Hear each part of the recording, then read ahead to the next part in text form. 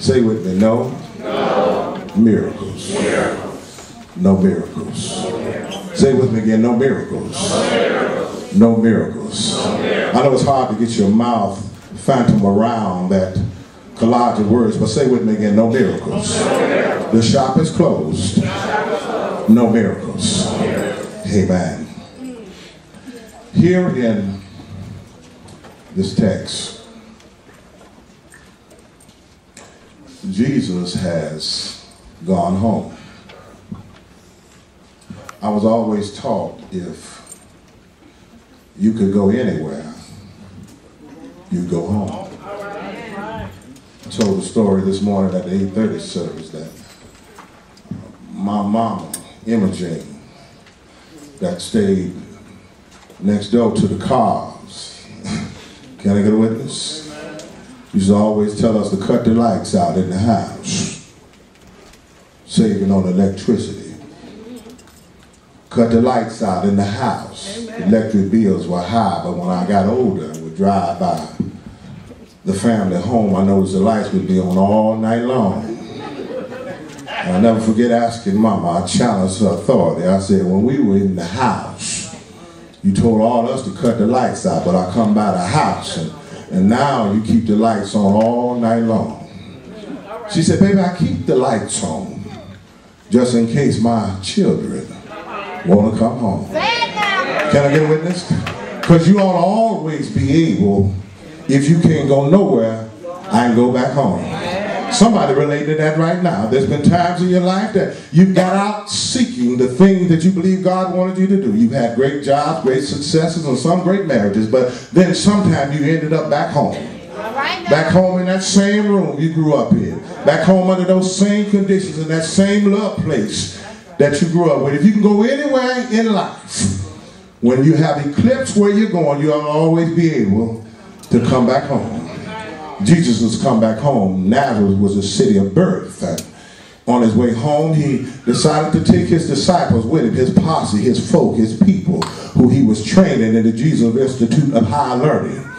And as he took them with him, no doubt he came home and he wanted them to see the city of his birth and where he was and meet his folk, his mother and father and people that he was familiar with, that they might get familiar with them and know his people. Amen. And one thing about Jesus, regardless of what Jesus is, Jesus is going to do what he do. Oh, come on now, somebody going to get that in just a minute. Say with me, Jesus will always do what he does. See, Jesus knew that his time was eclipsing being here on this earth. For 33 years he had been working, but he had now gotten to a place where his life was coming to a climax, amen? And in coming to a climax, he had to do some things and get the job done. Why? Because he was headed toward the cross. Amen? Can I get a witness? I say he was headed towards the cross. And being headed towards the cross, Jesus in his hometown came right in teaching in a synagogue. He came right in doing what Jesus does. He came right in teaching. Now, the peculiar thing about this is this same Jesus who came in teaching taught like he always taught, with conviction, with power, and with an authority. Amen. And with this conviction, power, and authority he was teaching with, he began to allow folk who had knew him from his childhood to look at him peculiar. Can I get a witness? You got some folk looking at you peculiar. They're looking at you peculiar because some folk don't believe that little you is all grown up now. They're looking at you peculiar because folk can't believe that this little person that they used to give cookies and punch and milk to has now grown up, and you're grown enough now to stand on your own as a man or a woman. Or now you're no longer little Susie, you're little Susie with a family, and it's hard for folk to fathom that you've grown up and who you are. Well, on that premise, that's one thing, but it's hard for folk to fathom that Jesus is and was the soon coming king. They couldn't fathom it, they couldn't believe it, because in their mind's eye they're looking at him as just being Mary and Joseph's baby. Can I get it with that? Somebody holler, this is just a carpenter. Is it not the carpenter? You know, carpenter skills basically was a man or person that worked with their hands. They built things.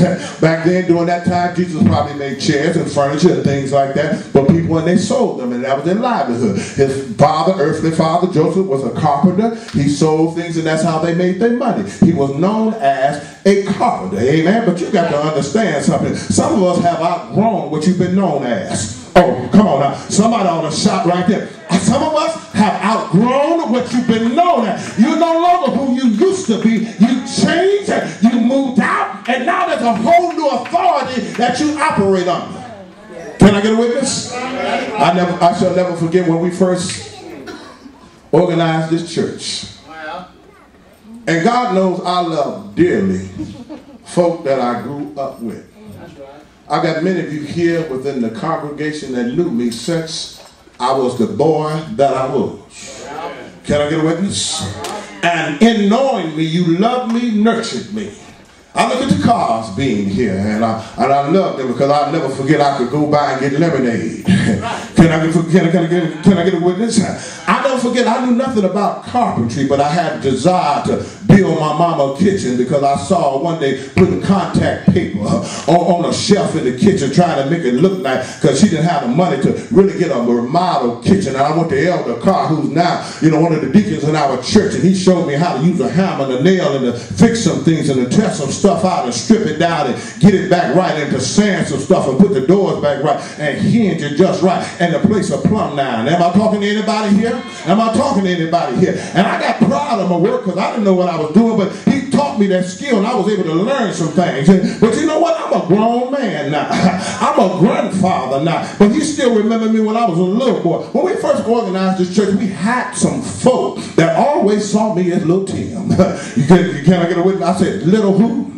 Little Tim, amen. And as we began to grow, I remember we first put together some deacons, and we put together some trustees, and we put together other officers. And I remember as we sat around and we decided that I was going to be the pastor of our organized church. And as we sat around and began to discuss the business, I noticed that I was left out of the loop. I said I was left out of the loop. There were discussions being going on, and then every now and then they would ask my opinion. Can I get a witness? Why? Because I was still Little Tim. Can I get a witness? I mean, I had matriculated. I had already pastored one church, amen. And people that come into their own that knew me, amen, because I went to school with their children, amen. And they knew who I was, and they knew that I was the elected pastor, but still the business that was taken on, they still looked at me as Little Tim. And every now and then I would raise my church finger that I would get a question in, and they would say, hold on, we'll get to you, but right now we're discussing this business. Can I get a witness? And then after a while, because I had come out of churches that had broken this split, and I didn't want to go through no stuff like that because I love the people I had grew up with. I went to school with their children, amen. I was a small boy in the community. Sister Andy, whose mother just passed, I used to go to the store and her mama used to give me a quarter.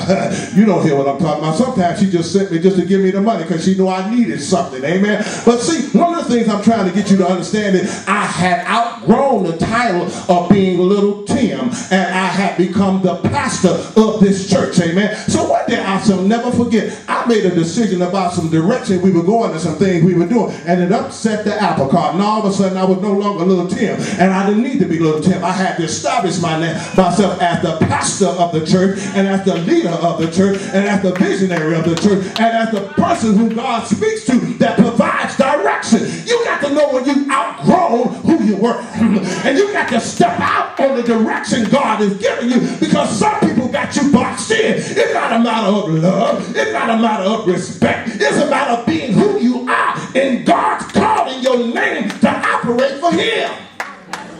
Can I get a witness? Jesus was stepping out of the spiritual box, that the people would understand this is not just Mary and Joseph's baby. I am the Son of the living God, and I travel with miracles, wonders to behold, and signs. But somebody said this is just the carpenter's son. We got his sisters here with us. It's Brother John, and we got them with us here. We know who he is. Somebody asked the question,